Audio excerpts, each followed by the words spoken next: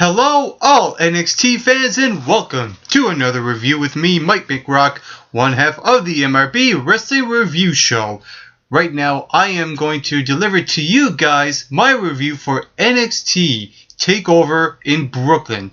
And I gotta say, this was a damn good show with some really good matches. There's some issues I have, but I'll get to them as I go along in this review. I just have to say right off the bat that it feels like that NXT has been really growing as of late. And I really like that part at the beginning where it kind of went full circle in a way, because when they had their first 2-hour special event called NXT Arrival, they had Triple H, had to do a little speech. And in this show that we got last night, Triple H done the exact same thing. He was in the ring and he talked about how NXT is the future and that the future is now. So it just felt right that it was Triple H, the guy that made NXT, born into what it is and what it could be down in the future. So NXT TakeOver Brooklyn, let's kick it off with the first match that happened on the show, and it was Tyler Breeze versus Jushin Thunder Liger. Now, going into this match, I was kind of excited that we're going to get to see an established WCW guy, someone who's been there and done that, but in another company. And what I like is that, I feel like that this was going to be Tyler Breeze's match where he kind of goes over, but also make Jushin Thunder Liger look good. I was actually quite surprised that Jushin Thunder Liger won this match because of Tyler Breeze's losing streak at the 2-hour special events, and I think Tyler Breeze kind of needed this win more than Jushin did, and I think the other reason why they had Jushin Thunder Liger win this match is because that he might have another match with Tyler Breeze down the road. I mean, why make your, in-ring return only to lose your first match on NXT? Kind of makes sense in that area, so I think that this won't be the end with Jushin Thunder Liger and Tyler Breeze, but overall, this match was a decent opener. It was nothing too special. You don't need to do too much in this match because you don't want to wear out the fans. The next match was the Vaudevillians versus Blake and Murphy for the NXT Tag Team Championships. Going into this match, I was kind of excited because of the mystery around who the Vaudevillians are going to have in their corner. And lo and behold, it was Blue Pants. And so you had Blue Pants and Alexa Bliss kind of do their thing in this match. And I thought overall this match was better than the first match, but still, it wasn't great. It was a good progression of how the show came to be. You start off okay, and then the next match, you get a little bit of a better match here, and that's what I like with the Vaudevillains and Blake and Murphy in this match. And I like that the right people won, in my opinion. Now, even though I was talking about how what makes Blake and Murphy stand out is being the NXT Tag Team Champions, but the two guys are just so generic, and the only really good thing about them is that Alexa Bliss is in their corner. But with the Vaudevillains, you get that 1920s Charlie Chaplin gimmick, which really works for them, which makes them stand out. And to me, it kind of made sense of where they were progressing the Vaudevillains. I mean, why have them lose this match? Because it was all that momentum just for nothing. So it makes sense that the Vaudevillains win this match, and now they have Blue Pants in their corner. I wonder if this is going to be a legit thing for them. I hope that it is, because it seems like that Blue Pants kind of fits in with Simon Gotch and Aiden English. So I'm interested to see where they're going to go with the Vaudevillains being the NXT Tag Team Champions. And also, I just want to point out that they're going to start a new tournament now to determine who will be the next number one contenders for the NXT Tag Team titles. I'm also interested to see where that's also going to go, as well as a tribute to the American Dream, Dusty Rhodes. Then we also had Ty Dillinger face Apollo Crews, and I thought this match was the weakest part of the match, but in the same time, it wasn't necessarily a bad match. I was kind of disappointed that we never got to see a lot of Apollo Crews in this match. There were a couple of moments where I liked with Apollo Crews, where he done a backflip and the crowd popped, which was good. But overall, I thought this was a bit of a letdown for me. I felt like that Apollo Crews could have done a lot more in this match, and it should have been more about him than Ty Dillinger's Perfect 10 gimmick, which seems like it's resonating with the fans. I just felt like that maybe putting Ty Dillinger in this match to enhance Apollo Crews was the wrong choice for Apollo Crews. Kind of a weak portion of the show in my opinion.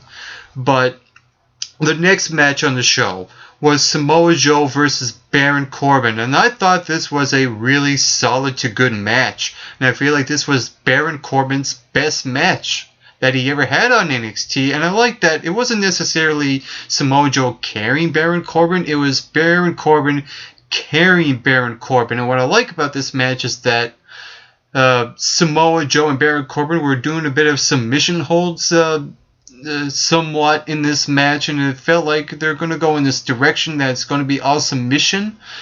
But in the same time, they were kind of slugging it out back and forth, and I like that Baron Corbin didn't botch a lot like he did at the last 2-hour special events. So I really like that Baron Corbin, felt smooth throughout this entire thing, and that Samoa Joe looked really good as well. Both of these guys look really good in this match, in my opinion. And having Samoa Joe win, I kind of agree with, because I don't think in Baron Corbin's career at this point should win over a Samoa Joe, because he has a lot more experience. And I feel like that this is a good way to have Baron Corbin solidify his name, so to speak. And I like that at the end of this match, when Baron Corbin nailed a power move on Samoa Joe, and then Samoa Joe countered into the Coquina clutch, that Baron Corbin didn't tap out, he passed out, which I like because it made him more like a monster and made him not look weak in the match. So I like that aspect that they put in this match and not make Baron Corbin tap out. So to me, it's a win-win situation. Samoa Joe, I think, feel like that, he could go to Raw next week and I'll be fine with it.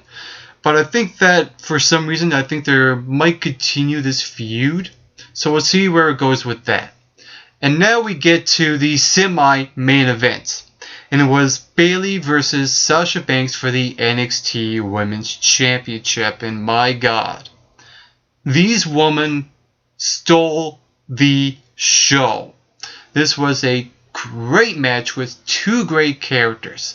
And this was more about Bayley's progression, coming back from the injured hand, beating Emma, beating Charlotte, beating Becky Lynch, and now finally beating Sasha Banks for the NXT Women's Championship. And what an outstanding match this was. I really have to say, this was a great combination of really good wrestling, some really good psychology where Sasha Banks was trash talking Bayley, and also targeting Bayley's injured hand, and Bayley reacting to Sasha Banks' trash talking, showing the emotion and showing the intensity from herself. And you really felt that there was a lot of heart pouring out of these two women that were laying it out all on the line in this match. This was excellent. Just the way that these two work with each other. They have really good chemistry inside the ring.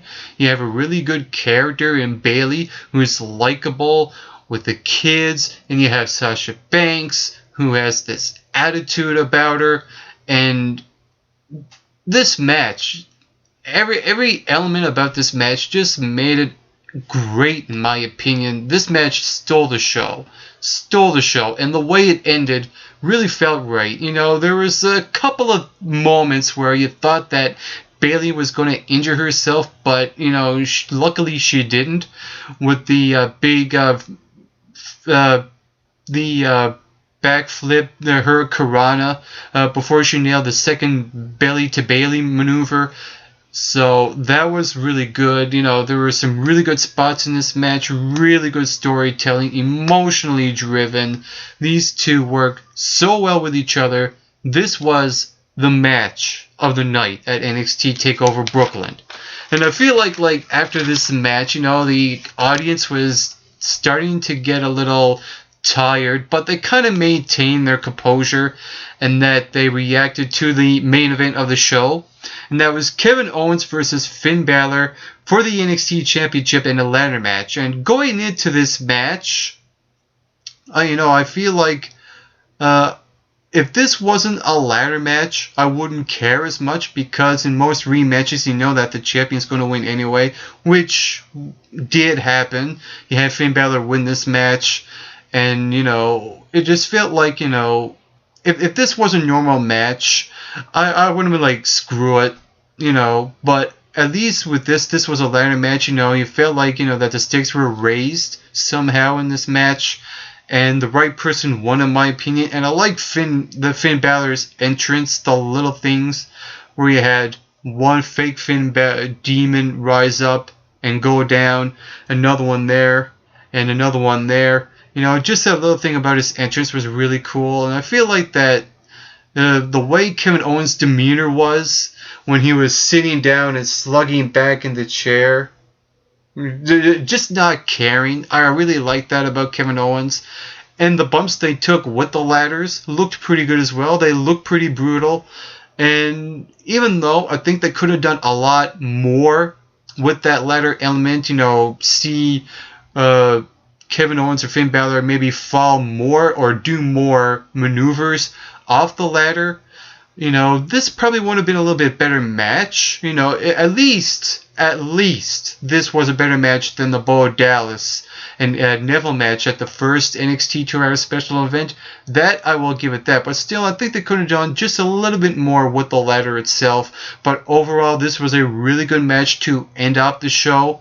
And you had Finn Balor nail the coup de grace off the top of the ladder to Kevin Owens and then grab the title afterwards. So I think that the right person won here. And I think this was a really good write-off for Kevin Owens now going to the main show such as Raw and SmackDown.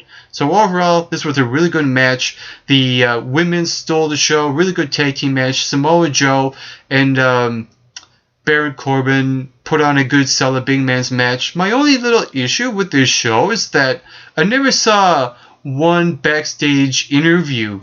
That's my only issue and nitpick about the show. But overall, this was excellent. This was entertaining. This was just a good 2.5 hour show to watch on NXT. This is the show, in my opinion. And I gotta say, I'm going to rank this show 8 out of 10 points. And if you saw NXT TakeOver Brooklyn, what did you think about it? Feel free to leave those comments right here in the comment section below. And you can also hit that subscribe button as well to become an MRBer on this wrestling review show.